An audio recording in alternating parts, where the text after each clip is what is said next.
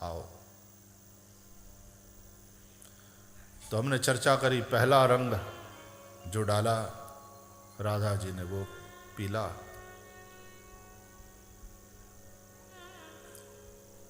वो कंचन वर्णी है राधिका, हिरण्यवर्णाम हरिणीम सुवर्ण रजतस्रजाम।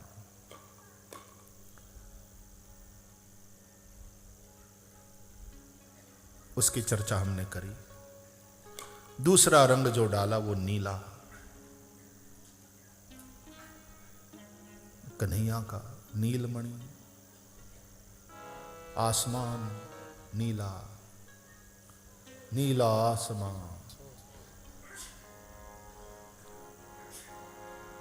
नीला जैसे समंदर का पानी। तो ये नीला रंग दिखता है आसमां में, पानी में होता नहीं है। आसमां नीला, ना आसमां नीला है न पानी, लेकिन निर्मलता और असीमता का जहां समन्वय हुआ वहां एक नीलिमा प्रकट होती है। आसमान में कोई और छोर नहीं, निर्मल। उसी तरह ब्रह्म, इसलिए हमारे यहां श्रुति है खम ब्रह्म, यह आकाश ब्रह्म है, खम ब्रह्म।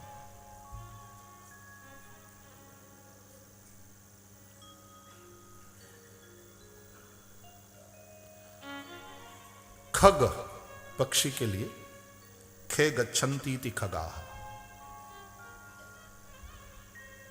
जो आकाश में विचरण करते हैं, उड़ते हैं, आकाश में गति करते हैं, खग।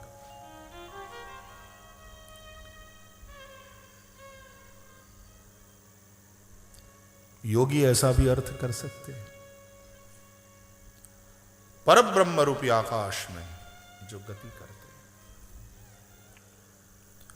और उसमें जिसका विचरण है, तो वहां कोई देश काल का बंधन नहीं, देश काल परिच्छिन्नता वहां नहीं आती। तो असीमता, निर्मलता, तो एक नीलिमा। तो भगवान का ऐसा रंग है। समंदर का पानी असीम, अगाध, उसको अगाध कहना ज्यादा ठीक रहेगा। समंदर का पानी अगाध और निर्मल हो तो नीलिमा दिखती है। उस पानी को देखने में इतना आनंद आता है, तुम्हारे आंखों को ऐसी शीतलता मिलती है। खास करके विदेशों में जिन लोगों ने क्रूज का आनंद लिया हो,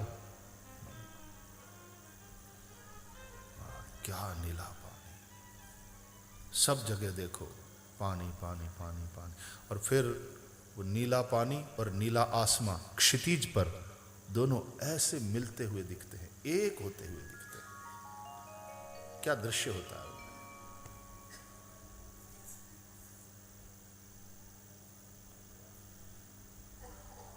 जैसे एक हो गए दोनों। लेकिन पानी को यूं आप अंजलि में भर करके देखो तो कोई नीला नहीं है। नीला दिखता है तो आसमान नीला दिखता है, होता नहीं। समंदर का पानी नीला दिखता है, होता। तो ये बात है। तो नीला रंग, श्री राधा रानी भी नीली ओढ़नी ओढ़े किशोरी जी। तो पीला रंग, उसके ऊपर नीला रंग। किसके ऊपर कौन सा रंग होना चाहिए ताकि वो जमे और सुंदरता से निखरे। पहले नीला उसके ऊपर पीला, उतना बढ़िया सा निखरेगा नहीं। पहले पीला उसके ऊपर नीला हो, नीले के ऊपर पीला नहीं, पीले के ऊपर नीला, निखरेगा। तो दूसरा रंग जो है वो नीला। फिर भगवान का नाम भजने के लिए, भक्ति करने के लिए, प्रभु को प्रेम करने, कोई सीमा नहीं, उसमें कोई बंधन नहीं, कोई कंडीशन नहीं, असीमता और निर्मलता। बस मुख्य बात यह, निर्मल मन जन सो मोहि पावा, मोहि कपट छल छिद्र न भावा।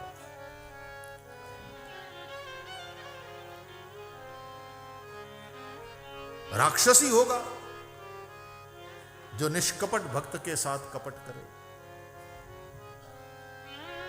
वास्तव में उसका स्वयं का निष्कपट जीवन उसके आसपास के लोगों के व्यवहार को निष्कपट बना देता है। यह भक्त की महिमा है।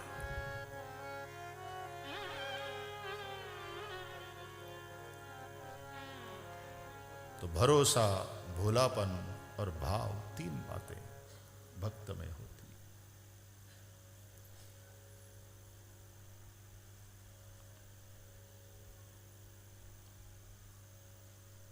असीमता और निर्मलता दोनों का जहां पर समन्वय हो वहां नीलिमा छाती है, वो नीला रंग है। तो यहां आने वाला राधा रानी की कृपा से, श्री बिहारी जी की कृपा से इस होली में जो खेलेगा और जो रंग राधा रानी की कृपा से और जो ऊपर पड़ेगा, वो पीले के ऊपर और अच्छी तरह से निखरेगा, वो है नीला रंग। सारे बंधन टूट जाएंगे। असीमता, कोई सीमा, कोई बंधन, कोई मर्यादा। इसलिए तो प्रेम में मर्यादा, एक कहते हैं ना कि वो नदी में जब बाढ़ आती है तो वो दोनों किनारों की मर्यादा को तोड़ करके बहती है। प्रेम नदी में भी जब बाढ़ आती है तो सब मर्यादाओं को छोड़कर बहती है। वैसे मर्यादा को तोड़ना ये अच्छी बात नहीं मानी जाती, लेकिन प्रेम भाव में सारी मर्यादाएं जब टूट जाती हैं, सब मर्यादाएं छूट, गोपियों की छूट गई। वेद मर्यादा, लोक मर्यादा, दोनों किनारे तोड़कर ये प्रेम की नदी बहने लगी।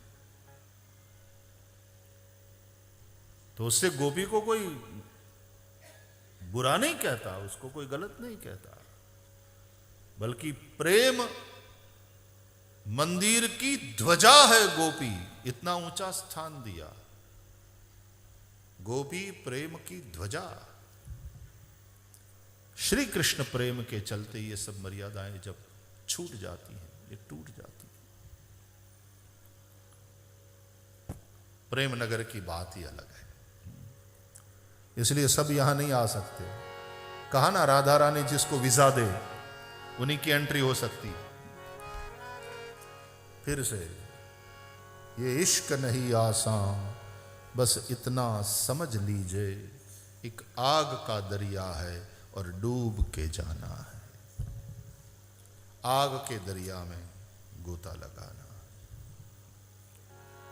इसलिए कहते ये कोई खाला का घर नहीं है जो अपने हाथों अपना सिर काटे, भुई धरे और तापर मेले पांव, तापर रखे पांव, वो फिर पिया के गांव चले हमारे साथ साथ। ये तो प्रेम पंथ है।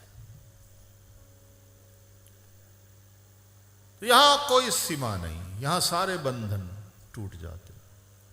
तो होली में भी यदि बंधन और वो सब रखो तो फिर वो थोड़ा, कहा ना, संकोच, भय, मर्यादा, ये सारी बातें होली वाले रस में कहीं ना कहीं अड़चन रूप है। असीमता लेकिन निर्मलता, ये बात होली में बड़ी महत्वपूर्ण है। मन में यदि मल है, मन में यदि विकार है, मन में यदि वासना है, और फिर होली में तुम आए, बात बदल भी जाएगी, बात बिगड़ भी जाएगी। इसलिए ये नीले रंग से रंगना बहुत जरूरी है, ताकि निर्मलता और असीमता असीमता और निर्मलता, बिना निर्मलता की जो असीमता है, सब सीमाएं छोड़ दी जिसने और निर्मल हुआ नहीं, तब तो वो उच्छृंखल कहलाएगा।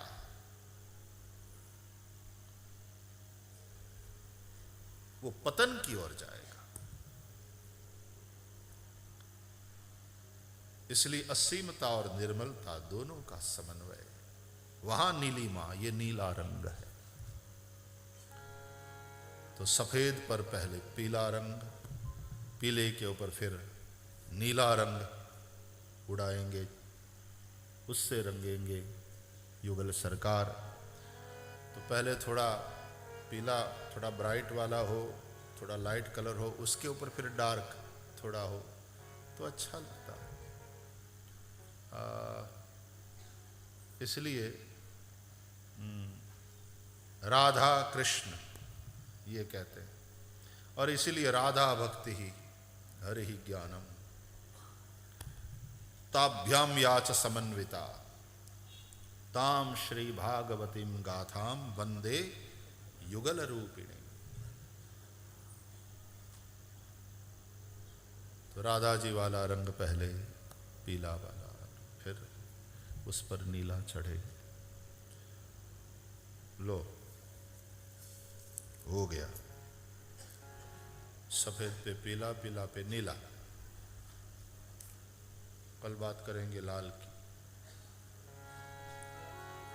नीला और पीला ये दो मिल जाए, पता है तब क्या बनता है? हरा। नीला और पीला दोनों मिल जाए, यानी कृष्ण और राधा मिल जाए, तो राधा कृष्ण के ऐक्य से निखरने वाला रंग है हरा। उसकी चर्चा करेंगे फिर आगे। तो कल तो कल लाल रंग उड़ने वाला है, और कल कन्हैया भी आने वाला है।